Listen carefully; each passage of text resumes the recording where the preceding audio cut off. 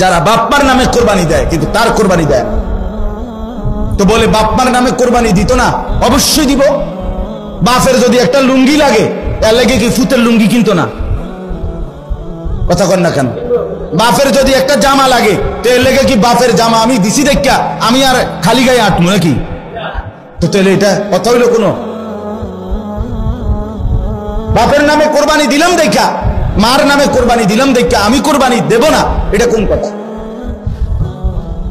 ছেলেটার দোকান অথবা ছেলেটা ঢাকা কাজ করে, চাকরি করে, যেটাই করুক, তে বাইতাইয়া তার কাছে কিন্তু টাকা আছে 60,000-এর বেশি, কিন্তু বাইতাইয়া মাতে না, তার বাপের হাতে টাকা 10,000 দিয়া দেন আপনি কোরবানি দেন, বুঝতো না খাওন আপনার নামে দেন, মানে মুরব্বী মানুষ আপনি মরে গেলে আর পাইবেন কোরবানি।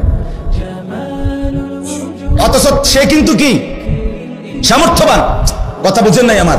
তার কাছে টাকা আছে না, এই 10,000 টাকা ছাড়া তার দ্বারা টাকা নাই, তাহলে এই ছেলের উপরে তো কোরবানি ওয়াজিব। অথচ সে তার বাবার নামে কোরবানি দিল, বাবার সাথে শরীক দিয়া টাকা জমা দিয়া 10,000 টাকা বাবারে বুঝাই দিয়া শেষ। সে মনে মনে ভাবতেছে আমি তো কোরবানি দিছি, এই যে আব্বারে দিছি 10,000, তুই বেটা আব্বারে না 10,000 দিছ, কোরবানি দিছ কই? কোরবানি উপলক্ষে না 10,000 টাকা বাফেরে দিছ, তো তুমি তো সারা বছরই টাকা দাও, তো এখনো দিছো, এটা অসুবিধা কি? বাপমার খেদমত তুমি করবে না? বাপমারে তুমি দিবা না? বলেন কি পরিমাণ ছেলে যাদের কাছে টাকা আছে অথচ তারা কোরবানি দেয় না।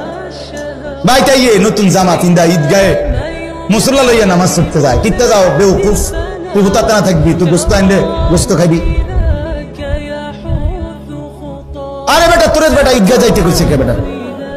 এত সকল গুণে তুটছু কিতা তুমি? গোস্ত রান্ধা হইলে না উঠবা, তোমার তো উড়াইবেই তোমার আম্মা। এই জন্য এটা শরীয়তের বিধান। অনেক ছেলে আছে বালেগের উপরে কোরবানি ওয়াজিব। অনেক ছেলে আছে ঢাকা, চিটাগাং শহরে, বন্দরে চাকরি করে, ব্যবসা করে, তাদের কাছে টাকা আছে, এতে অনুমনে করে আমি কোলায় নন।